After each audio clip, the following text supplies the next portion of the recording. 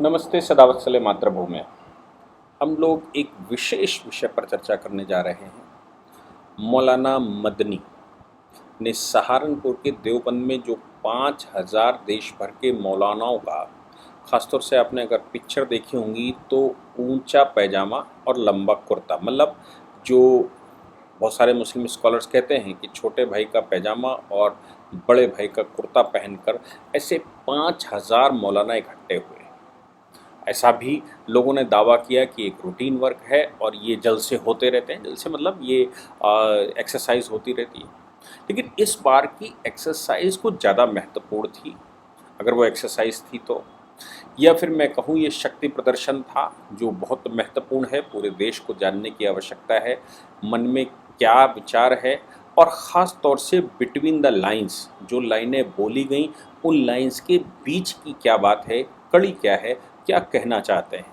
मौलाना मदनी का स्टेटमेंट जो आया, हम सब ने ही सुना होगा कि भाई हमारी भूमि है भारत, हम भारत ही मेरी मातृभूमि मेरी भूमि है, हम भारत को बचाना चाहते हैं, और जिसको हम अच्छे न लगते हो, मेरी संस्कृति अच्छी न लगती हो, मेरे रहन सहन अच्छा ना लगता हो, मेरे कपड़े ना अच्छे लगते हो, मेरा स्वभाव ना अच्छा लगता हो, वो पाकिस्तान जा सकता है।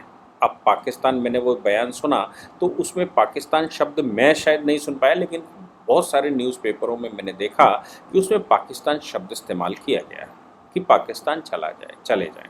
साथ में ये भी कहा गया कि भाई जिस समय पार्टीशन हुआ तो हमारे पूर्वजों ने, हमारे पूर्व मतलब उनके पूर्वजों ने ये तय किया कि वो हिंदुस्तान उनकी भूमि है, हिंदुस्तान में ही रहेंगे, पाकिस्तान उनकी भूमि नहीं है, पाकिस्तान वो नहीं चाहेंगे। और ये भी बात तो हम सब जानते ही हैं कि भारत में नेहरू जी ने उनको एक प्लेटफॉर्म प्रोवाइड किया, नेहरू लियाकत समझौता कर लिया, नेहरू लियाकत समझौता करके उस प्लेटफॉर्म में ये दर्जा दिया गया कि भाई ठीक है, आप हिंदुस्तान में रह सकते हैं और मज़े से रहिए, सब चीज़ें भी प्रोवाइड की जाएंगी। और ये भी तय बात है जो मैं बारंबार कह रहा हूँ, जिस पर अभी रिव्यू होना चाहिए, पूरे देश को जिस पर ध्यान देना चाहिए, और पूरे देश को जिस विषय पर मुझे लगता है कि ध्यान देने की आवश्यकता है, वो ये है कि इतनी बड़ी भूमि पाकिस्तान को देने के बावजूद हिंदुस्तान में जो मुसलमानों के कब्जे में ज़मीनें थीं, जो पाकिस्तान चले गए, वो ज़मीनें में से 20% ही केवल खाली हो पाई थी।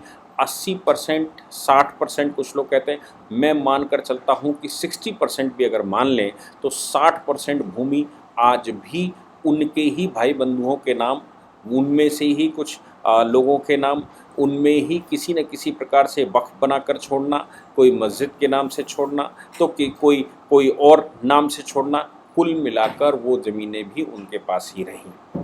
तो भाई क्लेम तो स्वाभाविक है कि 47 में लगभग 25% भूमि कब्जा कर ली, और बाद में जो 10-12% भूमि भारत में थी वो भी कब्जे में रही। तो कुल मिलाकर हिंदुस्तान, पाकिस्तान और बांग्लादेश मिलाकर अगर हम बात करें 42 लाख स्क्वायर किलोमीटर में से, तो आज 15 से 17 लाख स्क्वायर किलोमीटर ज़मीन लोगों के पास है। और बाकी मेजॉरिटी हिंदू जो यहाँ का ओरिजिनल इनहेबिटेंट है, उसके लिए तरह तरह की बातें चल रही हैं कि आप तो मध्य एशिया से आए थे, आप तो आर्य हैं, आप तो विदेशी हैं, और जैसे आप विदेशी हैं वैसे ही हम विदेशी हैं। ये बहुत सारी चर्चाएं चल रही हैं। मौलाना मदनी जैसे लोग जो इस तरह के बयान दे रहे हैं, उनका क्या मतलब क्या है, वो क्या कहना चाहते हैं। और मैंने जैसे कहा कि आम मुसलमान जो पढ़ा लिखा नहीं है, जो बहुत कुछ जानता नहीं है, शायद उसको कहीं से कुछ डायरेक्शन मिल रहा हो, शायद उसको कुछ आभास हो रहा हो, या उसको तैयारी रहने के लिए कहा गया हो कि भाई तैयार रहो।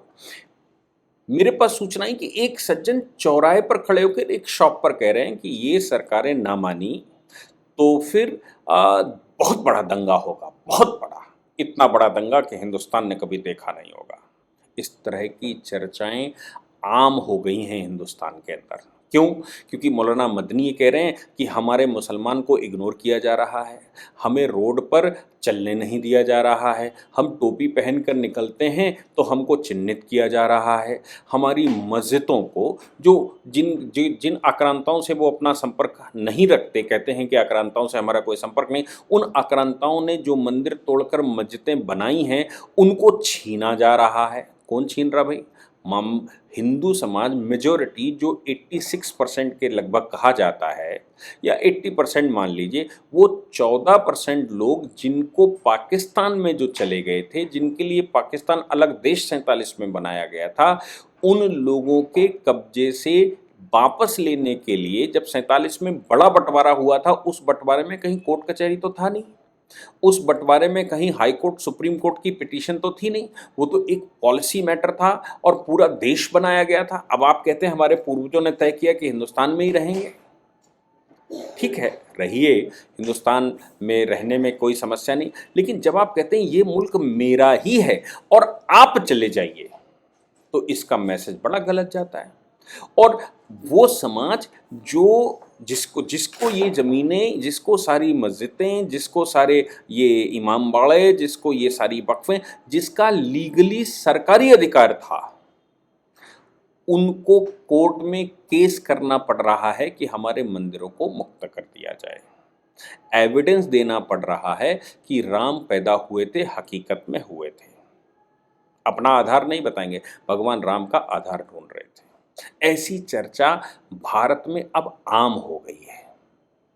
मैं इस विषय पर एक चीज़ ज़रूर ध्यान मेरे आता है कि म्यांमार, जो कि कभी भारत का ही हिस्सा हुआ करता था, 1937 में मुझे जहाँ तक याद है वो नया देश बना था, वो भी ब्रिटिश की डिवाइड एंड रूल पॉलिसी के तहत, क्योंकि पहले उन्होंने बंगाल तोड़ा था और बंगाल विभाजन जब रद्द कर दिया गया था, भारत में आंदोलन हो गया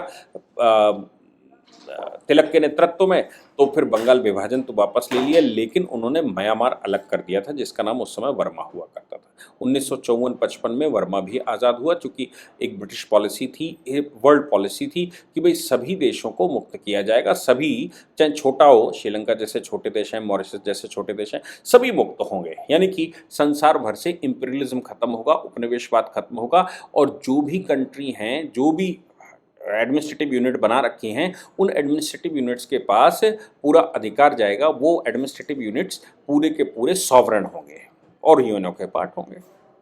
तो बर्मा भी स्वतंत्र हुआ 1954। 1962 में बर्मा में सरकार बैठ गई, मतलब सैनिक शासन आ गया। सैनिक शासन ने 1900, मेरे ख्याल से जहाँ तक याद है 1978 की बात है, सैनिक शासन ने ये तय किया कि हम राष्ट्रवादी और अराष्ट्रवादियों के बीच में भेद करेंगे। तो एक प्रांत उनका रखाइन प्रांत हुआ करता था, अराकान प्रांत हुआ करता था। अराकान प्रांत नाम से ही वो एक मुस्लिम घोतक है और वहाँ पर मुस्लिम मेजॉरिटी थी। 1978 की बात है ये, वहाँ पर मुस्लिम मेजॉरिटी थी। सैनिक शासन ने ये कहा कि 1824 में जो अंग्रेज़ों ने यहाँ जनगणना करवाई थी 1824 में, 1824 का जो उनका रिकॉर्ड है, उस 1824 के अनुसार जो कोई भी यहाँ का ओरिजिनल इनहेबिटेंट होगा, हम उसको ही ओरिजिनल मानेंगे, बाकी को नहीं मानेंगे, और आप अपना रिकॉर्ड बता दीजिए। तो वो इसमें अराकान में ये गुबार बढ़ता गया और उन्होंने एनआरसी करा था 1978 में। म्यांमार ने एनआरसी शुरू किया था, नेशनल रजिस्ट्रेशन, उसको उन्होंने नेशनल रजिस्ट्रेशन सर्टिफिकेट कुछ ऐसा कहा था, तो उसको भी शॉर्ट में एनआरसी ही कहते थे। उन्होंने एनआरसी शुरू कर दिया। वो जो एनआरसी वहाँ शुरू हुआ, उसका परिणाम, उनका कहना ये था कि जब पाकिस्तान अलग बन गया और बांग्लादेश, जो आज का बांग्लादेश है, उस समय का ईस्ट पाकिस्तान हुआ करता था, ईस्ट पाकिस्तान से लोग यहाँ जबरन शिफ्ट हो गए हैं और म्यांमार की भूमि पर आकर बस गए हैं, हम इनको वापस भेजेंगे और इनको चिन्हित किया जाएगा, वही इशू बांग्लादेशी। तो अब जो लोग वहाँ रोहिंग्या रहते थे, उन्होंने बांग्लादेशियों को, जिसको आप उस समय पाकिस्तानी वो कहा करते थे, बांग्लादेशियों को कहा कि नहीं ये मेरे भाई हैं, हम इनको नहीं जाने देंगे। परिणाम ये निकला कि अराकान प्रांत में जहाँ पर मुस्लिम मेजॉरिटी थी, और ये तो एक स्वाभाविक बात है, जहाँ मुस्लिम मेजॉरिटी थी वहाँ बौद्धों और हिंदुओं के ऊपर उन्होंने कत्लेआम शुरू कर दिया, महिलाओं के खुले रेप शुरू कर दिए। और किस प्रकार से जम्मू कश्मीर जैसे कश्मीर का हिस्सा 1989 का प्रकरण है भारत में, वैसा ही कुछ करने का प्रयास किया गया कि यहाँ से हिंदू या बौद्ध यहाँ से पूरा का पूरा चला जाए और इस प्रांत में केवल मुसलमान रहेंगे, चाहे वो ईस्ट पाकिस्तान यानी कि बांग्लादेशी हों या फिर वो रोहिंग्या हों। ये वहाँ एक जनरल वायलेंस शुरू हो गया। किसके? एनआरसी के विरुद्ध। सैनिक शासन बैठा हुआ था। सैनिक शासन ने लोगों को आह्वान किया और कहा कि ये ज़मीन तुम्हारी है, ये ओरिजिनल लैंड है, इस ज़मीन पर बाहर से आया कोई भी व्यक्ति, बांग्लादेशी उन्होंने एक शब्द इस्तेमाल किया और कहा कि बांग्लादेशी कोई भी व्यक्ति यहाँ पर ऐसा नहीं कर सकता। उस समय बौद्ध मठ तोड़े गए, मंदिर तोड़े गए, ये सब चालू हो गया। सैनिक शासन 2012 तक ये विवाद चलता रहा और बीच में जनता जब एक हुई, माइनॉरिटी में बुद्धिस्ट थे जो कि बहुत शांतिप्रिय लोग हैं, उन्होंने रिटेलिएट करना शुरू किया अपने आत्मरक्षा के लिए और सरकार केवल सपोर्टिव थी। यानी कि जो सैनिक शासक था वो सपोर्टिव था। सैनिक शासन ने केवल इतना कहा कि जो इस देश का नहीं है वो उसको इस देश में वायलेंस करने का अधिकार नहीं दिया जा सकता और एनआरसी के तहत जो इस देश का है वही इस देश में रहेगा। राष्ट्रीय और अराष्ट्रीय, राष्ट्रीय से मतलब था कि जो इस भूमि को अपनी भूमि और हमारे यहाँ की जो संस्कृति संस्कार हैं उन संस्कारों को अपनी संस्कृति संस्कार मानता हो, वही इस देश में रहेगा। रोहिंग्याओं का हाल आप देख रहे हैं। संसार भर में जब वहाँ वायलेंस शुरू हुआ, जो कि माइनॉरिटी में बुद्धिस्ट थे, मेजॉरिटी में अराकान में रोहिंग्या थे, तो वहाँ पर जब ये शुरू हुआ तो रोहिंग्या आज विश्व भर में रिफ्यूजी का स्टेटस पाने के लिए परेशान है, क्योंकि जब वहाँ जो ओरिजिनल इनहेबिटेंट था उसने, और सरकार थोड़ा सा सपोर्टिव हो गई, केवल सरकार इतना सपोर्टिव थी कि सरकार ने पक्ष लेना बंद कर दिया। परिणाम आप देख रहे हैं रोहिंग्या के। संसार भर में वो रिफ्यूजी मांगते घूम रहे हैं। तो जो बात आज आम लोगों के दिमाग में ये बैठ गया है, आम मतलब आम मुसलमान के दिमाग में जो बात ये बैठाई जा रही है कि दंगा ही एक सल्यूशन है, मुझे लगता है उनको ये इलस्ट्रेशंस ध्यान रखने चाहिए। 46 के दंगे उनको इसलिए याद रहते हैं कि हमने 46 में दंगा किया तो पाकिस्तान मिल गया था। तो ये बात ध्यान रखना चाहिए कि 46 का दंगा स्टेट स्पॉन्सर्ड था। स्टेट स्पॉन्सर्ड मतलब माउंटबेटन चाहता था कि किसी तरह से पाकिस्तान बन जाए और मेजॉरिटी नहीं चाहती थी। तो स्टेट स्पॉन्सर्ड का मतलब होता है सरकार दंगाइयों के साथ थी और सरकार ने दंगे होने दिए। इसलिए उस समय महात्मा गांधी या जो और बड़े लीडर थे उनको ये बात समझ में आ गई कि सरकार दंगाइयों के साथ है, दंगाइयों से मतलब 13% माइनॉरिटी की उनके साथ है और सरकार उनके साथ है, तो फिर अब ये कुछ भी हो सकता है।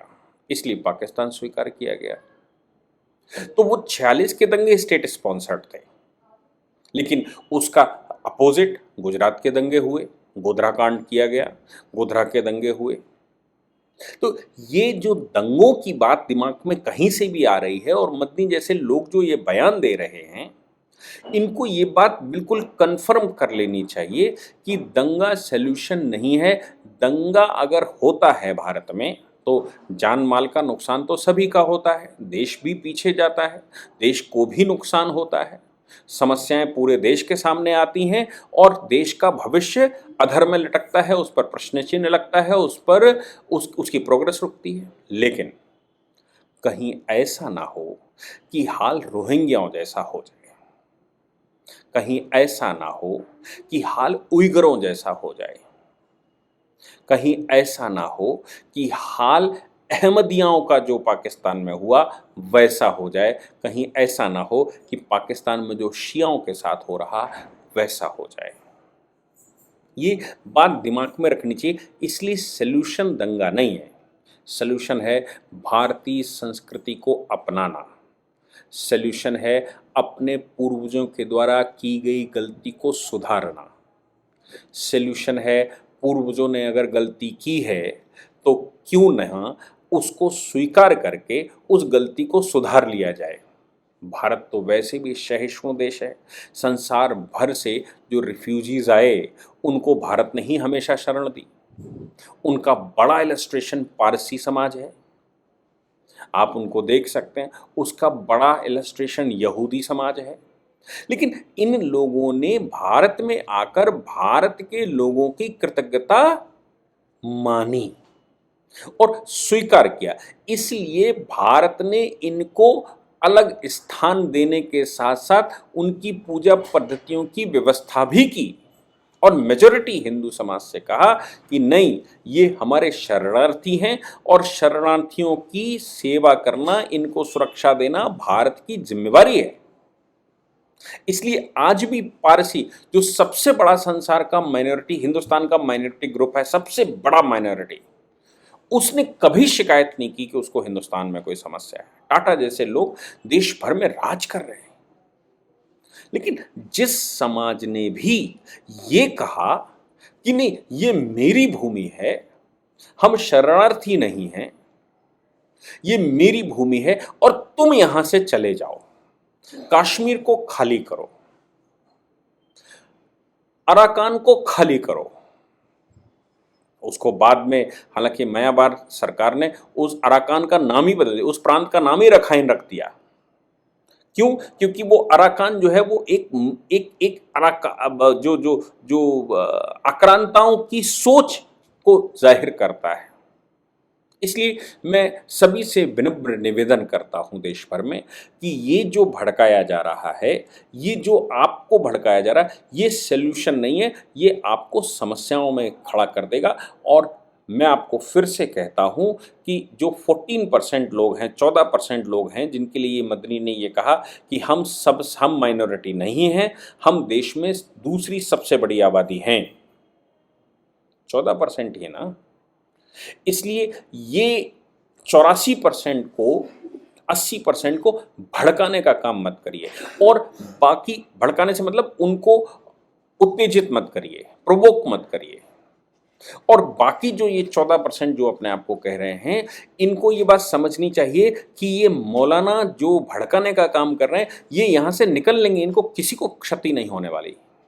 इनके पास बहुत सारा धन है, ये विदेशों में फ्लैट लिए हुए हैं, विदेशों में इन्होंने संपत्तियां बनाकर रखी हुई हैं। ये कोई सऊदी अरेबिया में मकान बनाकर बैठा है, तो कोई यूएई में बनाकर बैठा है, तो कोई इंग्लैंड में, तो कोई अमेरिका में। ये सब निकल लेंगे। समस्या होने वाली है भारत का जो भारतीय आम व्यक्ति है, जो भारत का आम नागरिक है, उसको समस्या होने वाली है। इसलिए मौलाना मदनी के बयान का मतलब समझना चाहिए कि वो क्या कहना चाहते हैं और देश किस रास्ते पर चलना चाहिए और देश किस तरह की समस्याओं से जूझ रहा है। मुझे लगता है कि मैं अपनी बात को कह पाया हूं। आप सभी उस चीज़ को बड़े अच्छे से समझेंगे और देश का प्रत्येक व्यक्ति मेरी बात को समझ रहा होगा कि मैं क्या कहना चाहता हूं। हाँ, ये ज़रूर है कि कुछ उपद्रवी तत्व नहीं मानेंगे। इसके लिए सबको अपने बचाव के लिए, अपने प्रोटेक्शन के लिए तैयारी रखनी ही चाहिए। जय हिंद, जय भारत, वंदे मातरम।